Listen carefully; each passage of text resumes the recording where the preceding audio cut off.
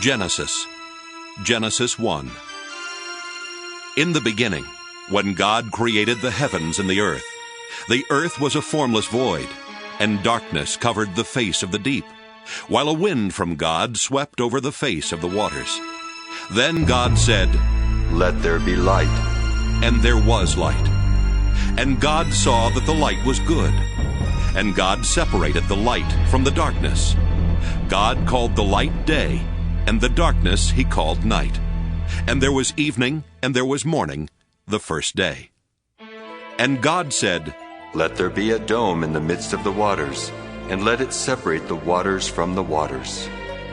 So God made the dome, and separated the waters that were under the dome from the waters that were above the dome. And it was so. God called the dome sky. And there was evening, and there was morning, the second day. And God said, "Let the waters under the sky be gathered together into one place, and let the dry land appear." And it was so. God called the dry land earth, and the waters that were gathered together he called seas. And God saw that it was good.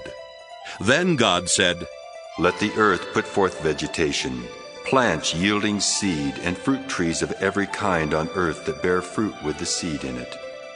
And it was so. The earth brought forth vegetation, plants yielding seed of every kind, and trees of every kind bearing fruit with the seed in it. And God saw that it was good. And there was evening, and there was morning, the third day. And God said, "Let there be lights in the dome of the sky to separate the day from the night, and let them be for signs and for seasons and for days and years. And let them be lights in the dome of the sky to give light upon the earth." And it was so. God made the two great lights, the greater light to rule the day, and the lesser light to rule the night, and the stars. God set them in the dome of the sky to give light upon the earth, to rule over the day and over the night, and to separate the light from the darkness. And God saw that it was good. And there was evening, and there was morning, the fourth day. And God said, "Let the waters bring forth swarms of living creatures, and let birds fly above the earth across the dome of the sky." So God created the great sea monsters and every living creature that moves of every kind, with which the waters swarm, and every winged bird of every kind. And God saw that it was good. God blessed them, saying, "Be fruitful and multiply, and fill the waters in the seas, and let birds multiply on the earth."